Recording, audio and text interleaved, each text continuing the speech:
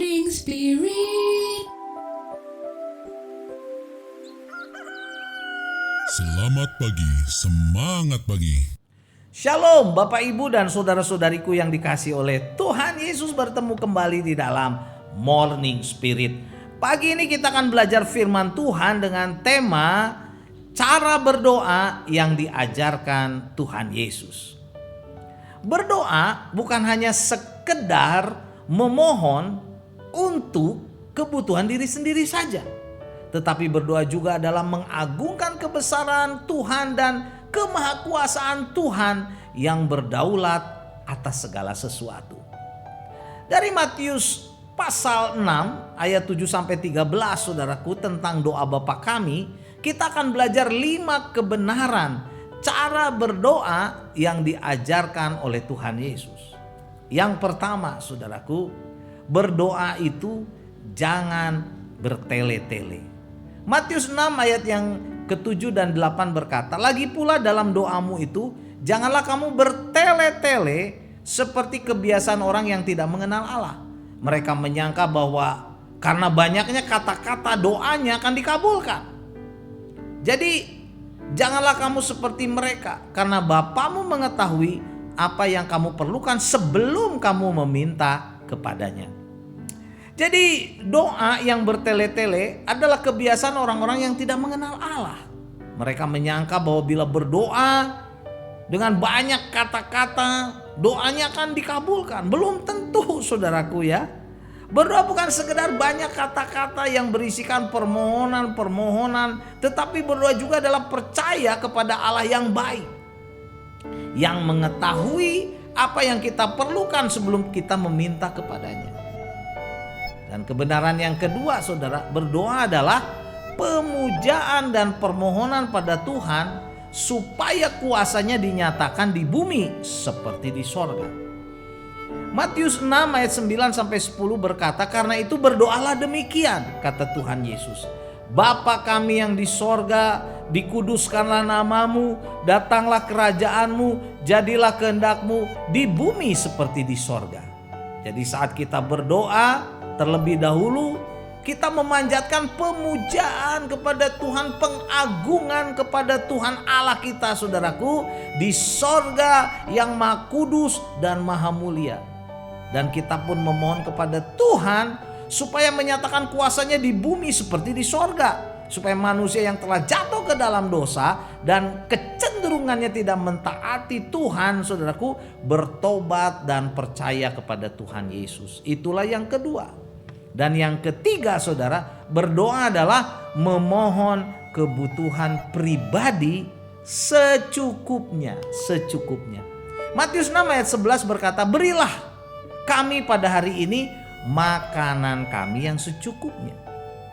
Saudaraku, Bapak Ibu, kita tidak boleh serakah, kita tidak boleh egois saat kita berdoa, memohon untuk kebutuhan kita, karena itu permohonan kita adalah hanya untuk pribadi kita saja, atau untuk berpermintaan yang lebih dan lebih dan lebih. Tidak, saudaraku.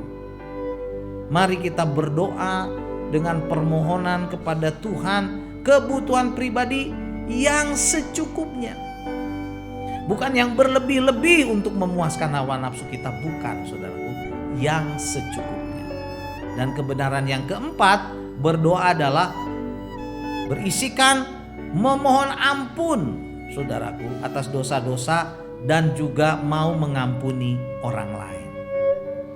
Matius 6 ayat 12 berkata, "Dan ampunilah kami akan kesalahan kami seperti kami juga mengampuni orang yang bersalah kepada kami."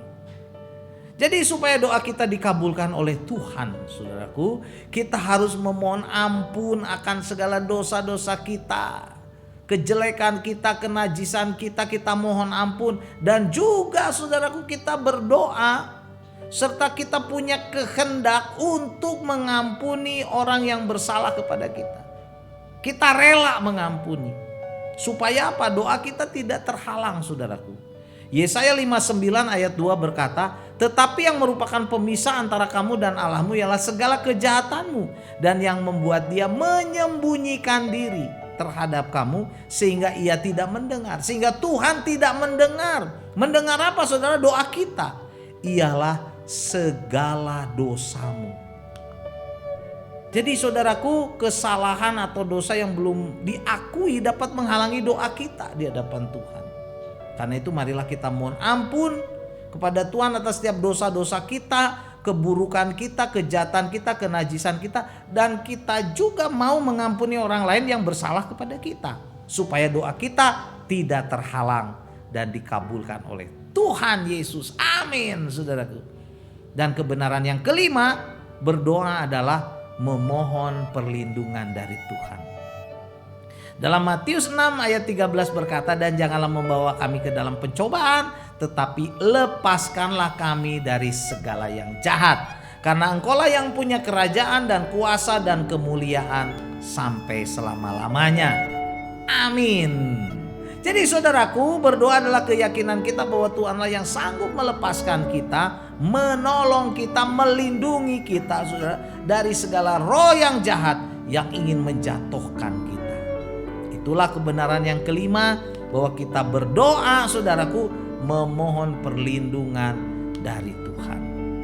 Karena Dialah, karena Tuhanlah yang punya kerajaan dan kuasa dan kemuliaan sampai selama-lamanya. Haleluya.